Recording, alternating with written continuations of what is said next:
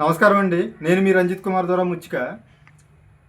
ఏ, ప్రస్తుతం నేను ఈ వీడియో ఎందుకు చేస్తున్నానంటే, మనం ఏదైనా ఇప్పుడు మందు తాగడమైనా, సిగరెట్ స్మోకింగ్ చేయడమైనా, ఏదైనా మన బ్యాడ్ హ్యాబిట్స్ అనేవి ఒకవేళ మానేసే క్రమంలో మానేయాలనుకుంటే 10 మందికి చెప్పి మానేయాలటండి. ఎందుకంటే రేపు పొద్దున వాళ్ళు చూస్తారో లేకపోతే ఇంకోటి చూస్తే మనం అదే తల దించుకోవాలి. కాబట్టి మనం చెయ్యమండి, ఆ తప్పుల పనులు చెయ్యం. అలాగే నేను ఈ వీడియో చేస్తానండి కొంచెం. ఏంటంటే ఇప్పుడు మన మాస్ మహారాజా మన రవితేజ గారు నటించిన విక్రమార్కుడి సినిమాలో మన ప్రకాష్ రాజ్ గారు అడుగుతారండి మన రవితేజ గారిని. ఏమనంటే ఆయన నీకు అదే ఉద్యోగ బాధ్యతలు విధి విధానంలో ఎక్కడ రాజీ పడట్లేదు కాబట్టి నీకు భయం వేయట్లేదు అని చెప్పి అడిగే క్రమంలో రవితేజ గారు చెప్తారండి, భయం అంటే నాకు ఎందుకు వేయదండి, నేను నిత్యం భయపడుతూనే ఉంటాను అని చెప్పి దాని గురించి చెప్పి మా పాపకి మాట ఇచ్చాను, నేను తనని బాగా చూసుకుంటానని చెప్పి ఏదో చెప్తారండి డైలాగ్. నేను అలాగే ఏంటంటే నేను ఎవరికి కాదండి, నా మనస్సాక్షికి నేను చెప్పుకోవాలండి ఈరోజు. ఎందుకంటే నేను మనస్సాక్షికి ఎందుకు అంటున్నానంటే, నేను ఇప్పటి వరకు నేను నా మనస్సాక్షి అనుగుణంగానే నేను నడుచుకున్నానండి. ఏ రోజు నేను భయపడలే, కానీ ఈరోజు భయపడుతున్నానండి. నా మనస్సాక్షికి వ్యతిరేకంగా నేను ఎక్కడ నా ఆలోచన ఎక్కడ నెగిటివ్ థింకింగ్ వెళ్తుందో అనుకుని బాధపడుతున్నాయండి, భయపడుతున్నాను. అంటే ఏంటంటే నేను చెప్తున్నాను కదండి, ఇప్పుడు ఇది నా సెల్ఫ్ డబ్బా అనుకోండి, ఎలాగనుకున్నా పర్లేదు, నా కోసం నెగిటివ్గా అనుకున్నా పర్లేదండి. ఎందుకంటే 10 మందికి చెప్తే రేపు పొద్దున్న నేను నా మనస్సాక్షి ప్రకారమే నడుచుకుంటానని చెప్పి నేను ఈ వీడియో చేస్తున్నానండి. ఎలాగంటే నేను చెప్తున్నాను, నా మొదటి నుంచి కూడా నేను చనిపోయే వరకు కూడా నేను 10 మందికి ఉపయోగపడాలి అనే క్రమంలోనే ఎదుటివారికి సహాయం చేయాలని చేస్తూనే ఉన్నాయని చేస్తున్నాను. అలాగే కొన్ని ఉదాహరణకు కొన్ని మాత్రం చెప్తున్నాయండి. ఏంటంటే నేను 2025 మే 29వ తారీఖున మా కజిన్ సిస్టర్ అండి చనిపోయారు. ఆయన చనిపోయారని తెలిసి అప్పుడు మా అత్తయ్య గారి ఇంట్లో ఉన్నాయండి బొట్టాయిగూడెం.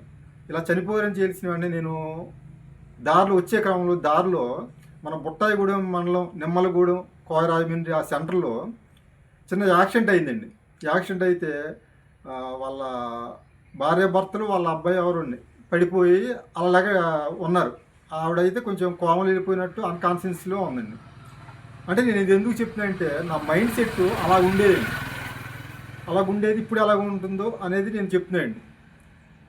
నేనే ఇప్పుడు 108కి ఫోన్ చేసి అలా రావడం లేట్ అవుతుంది, ఆటోలు కూడా వస్తున్నాయి, 2-3 వచ్చినాయి, చూసి వెళ్ళిపోతున్నారు.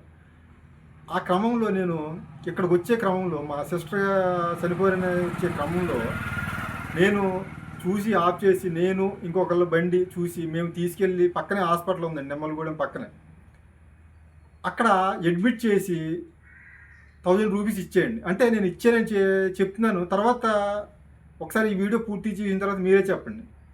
నేనేంటంటే 1000 రూపీస్ ఇచ్చాను. యాక్చువల్గా నాకు వాళ్ళు ఎవరో తెలియదండి. వాళ్ళు ఎందుకని ఇది అని చెప్పి అన్నారు. నేను తర్వాత ఇచ్చేద్దులే పర్లేదు తీసుకోండి అని చెప్పి ఇచ్చేసి వచ్చేసాను అడ్మిట్ చేసి.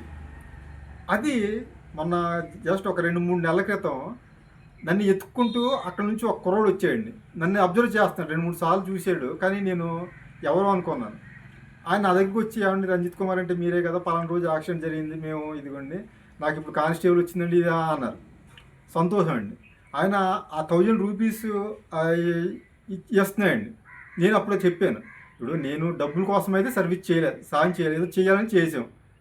మీకు కానిస్టేబుల్ వచ్చింది అన్నారు కాబట్టి మీరు ఇక ఎవరైనా ఆపదలో ఉంటే వాళ్ళు చేయండి అని చెప్పాను. అంటే ఇక్కడ ఏంటంటే నేను చేయడం ఒక ఎత్తు అయితే, వాళ్ళు నన్ను గుర్తుపెట్టుకొని ఇక్కడికి వచ్చి, మాది పోలవరం మండలం, బుట్టాయిగూడెం మండలం, జీరిమిల్లి మండలం అండి, ఏదో ఊరు వాళ్ళది, జీరిమిల్లి మండలం నుంచి ఇక్కడికి వచ్చి, అంటే ఆయన మనస్తత్వం ఎలాగుందో చూడండి.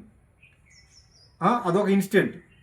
రెండోది ఏంటంటే, నేను గత 17-18 సంవత్సరాల క్రితం ఒకరికి మా పోలవరం మండలం నుండి బ్లడ్ డొనేట్ చేసేయండి, ప్లేట్లెట్స్ తగ్గిపోతాయి. వాళ్ళు తర్వాత రికవర్ అవ్వడం, ఇది అవ్వడం బాగా ఇదైపోయారు, అది రికవర్ అయ్యారు, బాగున్నారు ఇప్పుడు. వాళ్ళు ఎక్కడ కలిసినా అనే వదిన ఎలాగ ఉంది, పిల్లలు ఎలాగ ఉన్నారు, మీ అమ్మగారు ఇది అది అని చెప్పి, అంటే వాళ్ళ ఆతృత మనం సేవ్ చేసేమనేది కాదు, కానీ వాళ్ళ ఆతృత చూస్తుంటే మనం చాలా అనుభూతి, అదొక ఆనందం, మనం చెప్పలేమండి మాటల్లో. అలాగే ఆ మధ్యన ఒక 5-6 నెలల క్రితం నేను మా ఇంట్లో పుల్లలు నరికే క్రమంలో, కట్ చేసే క్రమంలో ఒకళ్ళొచ్చి "అన్నయ్య నేను నరుకుతానులే" అని చెప్పి నా గొడ్డలు తీసుకొని అతను నరికి కట్లు నరికి ఇచ్చెళ్ళాడండి. అతనెవరో అదే మా ఊరే. కానీ ఎందుకు ఇది చేసారో ఇది అని చెప్పి తర్వాత మా అత్తయ్య గారు వచ్చి నాకు గుర్తు చేశారండి. అంటే నాకు చెప్పారండి. "ఇదిగో నువ్వు పలానా రోజు వాళ్ళ అబ్బాయిలకి బ్లడ్ ఇచ్చావు కదా చనిపోయేటప్పుడు" ఇది అని చెప్పి. అంటే నేను ఇది ఎందుకు చెప్తున్నానంటే, ఇప్పుడు నా మైండ్ సెట్ ఎలాగుంటుందంటే, అలాగుండేది మనం 10 మందికి ఉపయోగపడాలి, కొన్ని మాత్రం ఉదాహరణ చెప్పానండి.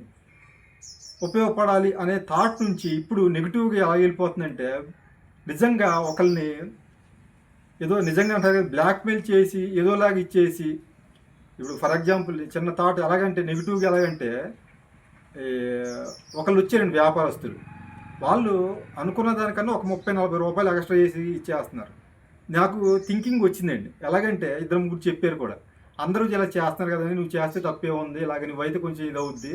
సొసైటీలో ఇది ఉన్నవాడు కదా! అని చెప్పి అంటే, నేను అసలు ఆ రూట్‌లో ఎళ్ళేవాడిని, అలా ఆలోచించేవాడిని కాదు. ఆలోచించవలసి వస్తుందండి.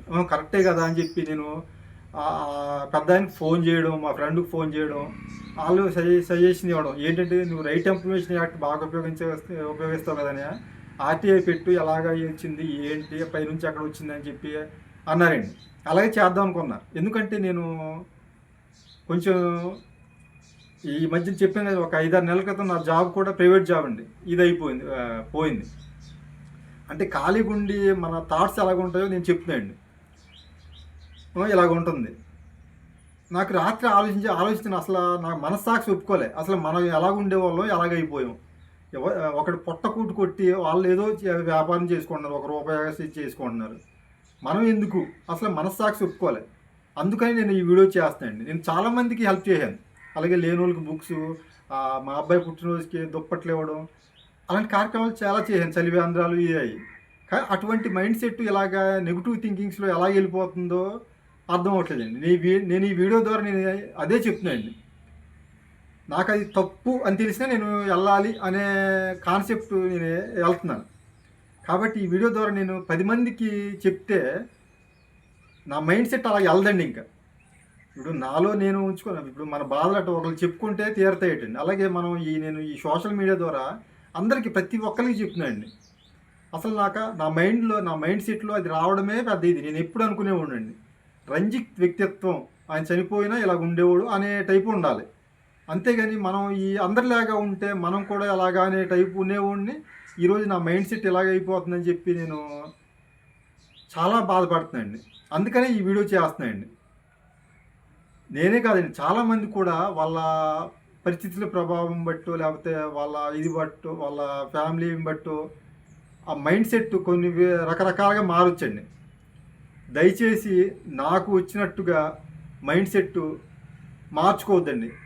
ఎలాగ ఉండాలనుకున్నా అలాగే ఉండండి. అంతేగాని మీరు ఏదో మనకి ఈరోజు కష్టాలు వచ్చినాయి, ఇది నష్టాలు వచ్చినాయి అని చెప్పి మీరు బాధపడుతూ మీ మైండ్ సెట్‌ని మార్చుకోవద్దని కోరుకుంటూ ఈ వీడియో చేస్తున్నాను. నమస్కారం.